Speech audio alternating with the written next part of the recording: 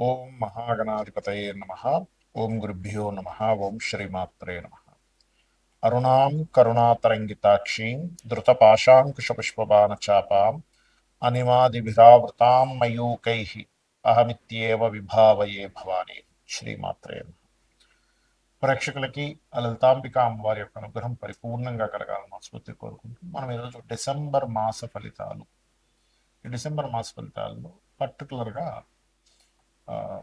ఏ రాశి వారికి ఎలా ఉండబోతుంది అంటే, పర్టికులర్గా మీ రాశి వారికి రాశి తెలిస్తే రాశి చూసుకోండి, లేదు లగ్నం తెలుసు అనుకుంటే లగ్నం చూసుకోండి. అసలు గ్రహాలు ఏ విషయాలకి మీకు సపోర్టివ్గా ఉన్నాయి, నెగిటివ్ ట్రిగర్ చేస్తున్నాయా లేదా పాజిటివ్ ట్రిగర్ చేస్తున్నాయా అనే అంశాలు, మరియు ఏ దేవతారాధన, ఎటువంటి చిన్న చిన్న రెమెడీలు చేసుకుంటే ఇబ్బంది పడకుండా ఉంటాము అనే అంశాలు మనం చెప్పుకుంటున్నప్పటికీ, చెప్తుంది నేనైనప్పటికీ కూడా చెప్పేస్తుంది సాక్షాత్ లలిత అమ్మవారిగా భావిస్తూ అసలు గ్రహస్థితి ఏ విధంగా ఉంది చూసుకున్నట్లయితే, ఫస్ట్ ఆఫ్ ఆల్ ఇక్కడ ఈ మేషం నుంచి చూసుకుంటే మీనంలో శని, కుంభంలో రాహు, సింహరాశిలో కేతువు, అండ్ మిథునంలో మనకి గురువు, అంటే కర్కాటకంలో వక్రించుకుంటూ మిథునంలోకి వస్తున్నటువంటి గురువు, అదేవిధంగా వృశ్చిక రాశిలో రవి, కుజ, శుక్రులు ఉన్నారు. కాకపోతే ఈ కుజుడు 7వ తేదీ నుంచి మారిపోతున్నాడు. తులలో ఉన్నటువంటి బుధుడు అదే రోజు వృశ్చికంలోకి వస్తున్నాడు. రవి 16వ తేదీ ధనస్సులోకి వెళ్ళిపోతున్నాడు. రవి కుజులు ధనస్సు రాశిలో కలిసి ఉంటున్నారు. అదేవిధంగా శుక్రుడు 20వ తేదీకి మారుతున్నాడు. ఈ యొక్క గ్రహస్థితిని అనుసరించి ద్వాదశ లగ్నముల వారికి, లగ్నం తెలియని రాశుల వారికి ఏ విధంగా ఉందనే విషయం మనం తెలుసుకుందాం. ముందుగా మేషం. మేషం వారికి ఎలా ఉంది? లగ్నాధిపతి ఎప్పుడైతే అష్టమ స్థానంలో ఉంటున్నాడో 7వ తేదీ వరకు కూడా కొన్ని షార్ట్ జర్నీస్, ఇంటి దగ్గర ఉండకపోవడం, రకరకాల ప్రాంతాలకు వెళ్ళడం అనేది చూపిస్తుంది.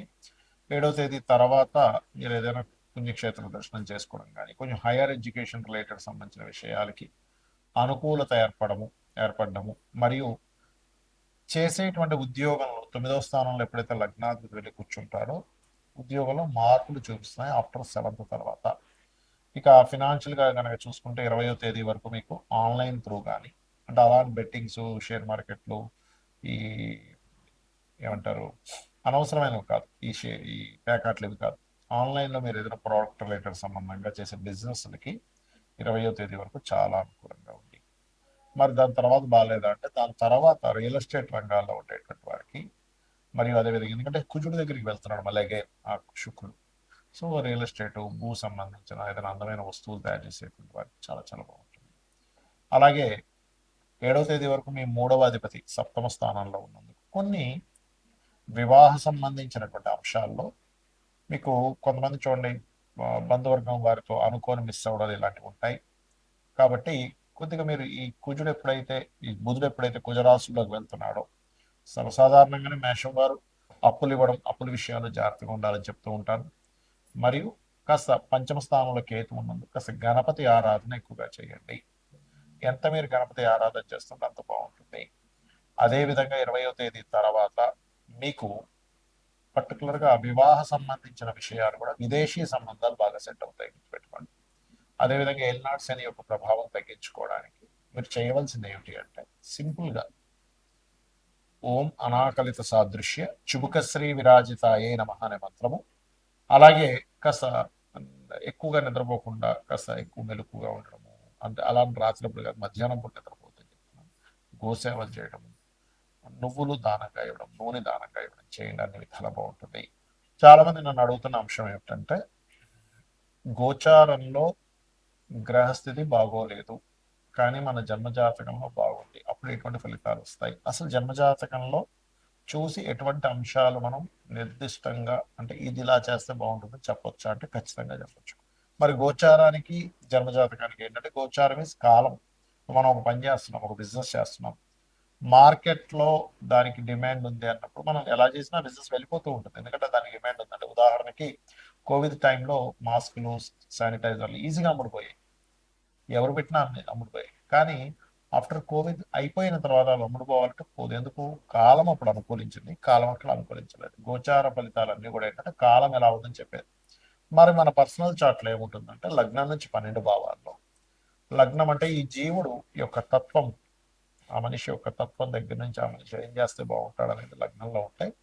మీరు ఏ మార్గంలో, అంటే విదేశాలకు వెళ్ళడం ద్వారానా, బిజినెస్ చేయడం ద్వారానా, ఇంట్లోనే కొంచెం వర్క్ ఫ్రమ్ హోమ్ ద్వారానా, లేకపోతే మీడియేటింగ్ ద్వారానా, ఏ మార్గంలో మీకు ధనం వస్తుంది అనేది సెకండ్ లార్డ్ చెప్తాడు.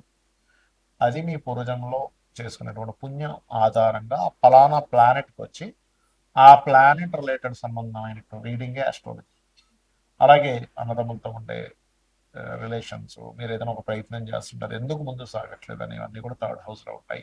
మీరు ఏం చదువుకుంటే మంచిది. చాలా మంది పిల్లలకు చూడండి, వాళ్ళకి పలానా చదివిస్తారు, కానీ వాళ్ళు తీరా ఎడ్యుకేషన్ కంప్లీట్ అయ్యాక అందులో సెటిల్ అవ్వలేక ఇంకొక సబ్జెక్ట్ తీసుకొని దాంట్లో వాళ్ళు మరలా నిష్ణాతులై ఇన్ని సంవత్సరాలు చదివింత వేస్ట్ అయిపోతుంది. సో ఫోర్త్ లార్డ్ని బట్టి మీరు ఏం చదవాలి, ఏ డైరెక్షన్ గృహంలో ఉంటే మంచిది, మీ మదర్తో ఉండే రిలేషన్స్, మీరు ఎప్పుడు వాహనం తీసుకుంటే మంచిది, ఎప్పుడు గృహం తీసుకుంటే మంచిది, ఇవన్నీ ఫోర్త్ హౌస్లో ఉంటాయి. పంచమంలో మీ ఇమ్యూనిటీ, సంతానం సంబంధించిన విషయాలు, సంతానం ఏం చేస్తే అభివృద్ధి అవుతారు, ఫ్రెండ్స్తో మీరు ఎంతవరకు ఉండొచ్చు, ఎలాంటివి చేయొచ్చు, ఎలాంటివి చేయకూడదు. అలాగే రుణరోగ శత్రువులను సిక్స్త్ హౌస్లో ఉంటుంది. సో సిక్స్త్ హౌస్ని బట్టి మీకు ఎటువంటి హెల్త్ ఇష్యూస్ వచ్చే ఛాన్సెస్ ఉన్నాయి, ఎటువంటి రుణాలతో ఎక్కువగా మీరు ఇబ్బంది పడే ఛాన్సెస్ ఉంది, శత్రుత్వాలు ఎప్పుడు వస్తాయి, ఆ శత్రుత్వాలు తగ్గడానికి ఏం చేయాలి. సో ఎప్పుడు కూడా సిక్స్త్ హౌస్ డియాక్టివ్ అయిపోవాలంటే ఫిఫ్త్ హౌస్ మనం యాక్టివ్ చేయాలి ఆ రకంగా. అలాగే మరొక విషయం ఏంటంటే, అసలు చాలా మంది చేసే మిస్టేక్ ఏంటంటే, అసలు ఇవాళ రేపు సొసైటీలో వివాహాలు విచ్ఛిన్నం అవ్వడానికి ముఖ్యమైన కారణం కేవలం పాయింట్స్ చూసుకొని వివాహాలు చేసేసుకోవడం. అది పూర్తిగా తప్పు. 36కి 18 వచ్చాయా చేసేస్తున్నారు, అది పూర్తిగా తప్పు. అసలు మీ పర్సనల్ చార్ట్లో పాయింట్స్ జస్ట్ 5% ప్రాధాన్యత చూపిస్తాయి. అసలు మీ జాతకంలో ఎప్పుడు వివాహం చేసుకోవాలి, what is the right time అంటే ప్రతి వ్యక్తికి కూడా 18 to 20 ఇయర్స్ నుంచి, ఆల్మోస్ట్ కొంతమంది 16 ఇయర్స్కి అయ్యే ఛాన్సెస్ కూడా ఉన్నాయి. బట్ ఒక యుక్త వయసు నుంచి ఒక ఏజ్ వరకు, అంటే ఒక 30-40 వరకు కూడా 5 టైమ్స్, ఆల్మోస్ట్ 3 to 5 టైమ్స్ వాళ్ళకి వివాహ యోగం అనేటువంటిది ఫామ్ అవుతూ ఉంటుంది. అసలు అది ఏ ఇయర్స్లో ఫామ్ అవుతుంది, ఏ ఇయర్లో చేసుకోకూడని సమయాలు ఉన్నాయో తెలుపుతుంది మన జ్యోతిషాస్త్రం. అంటే ఇక్కడ ఏంటంటే, ఒక వ్యక్తి బిజినెస్ పెట్టాడు, అసలు డిమాండ్ లేనటువంటి సమయంలో బిజినెస్ పెట్టి నాకు బిజినెస్ కలిసి రాదంటే అలా మే తర్వాత మనం స్కూల్ బుక్స్, లేకపోతే బ్యాగ్స్, స్కూల్ డ్రెస్లు అమ్ముదాం అనుకుంటున్నాం జూన్లోను జూలైలోను. అయ్యో ఏమిటోనండి, స్కూల్ బుక్స్ అసలు ఎవరు కొనట్లేదు, బ్యాగ్స్ ఎవరు కొనట్లేదు, స్కూల్ డ్రెస్ ఎవరు కొనట్లేదు అంటే ఆల్రెడీ స్టార్టెడ్. నువ్వు మే ముందు అంటే జనవరిలోనే ఫిబ్రవరిలోనే అమ్మితే నువ్వు కొంటారు. అలాగే నీ పర్సనల్ చార్ట్లో ఎప్పుడైతే నీకు వివాహం చేసుకునే యోగం ఉంది, ఎవరితో చేసుకుంటే బాగుంటుంది, నీ జన్మజాతకంలో ఏమైనా 2 మ్యారేజ్ యోగాలు ఉన్నాయి, దానికి నువ్వు ఎటువంటి పరిహార మార్గం చేసుకోవాలి, ఎటువంటి పర్సన్ నీకు ఖచ్చితంగా వస్తారు, దాన్ని నువ్వు యాక్సెప్ట్ చేయాలి. అగ్రెసివ్గా ఉండేవాళ్ళ, సున్నితంగా ఉండేవాళ్ళ, మనీ మైండెడ్, కాస్త ఎక్కువ తెలివితేటలు ఉండేవాళ్ళ, అబద్ధాలు చెప్పి అన్నీ వస్తున్నాం. సో అది మనం యాక్సెప్ట్ చేయాలి. అలాగే అదొకటే కాకుండా వృత్తి కానివ్వండి, వ్యాపారం కానివ్వండి, ఇన్వెస్ట్మెంట్స్ కానివ్వండి, విదేశాలకు వెళ్ళడం కానివ్వండి, ఇలాంటి అన్ని అంశాలు కూడా చాలా స్పష్టంగా మనం ఇందులోకి వెళ్తే, ఈ పని చేస్తే హ్యాపీగా ఉంటాము. ఎందుకంటే ఫైనల్గా అందరికీ కావాల్సింది హ్యాపీనెస్.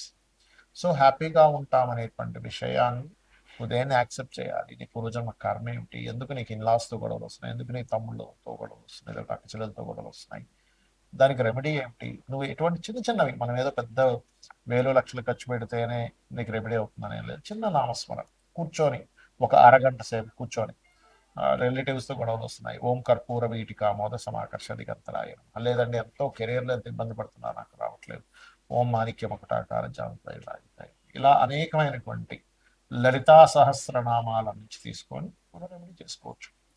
శ్రీమాత్రే నమః.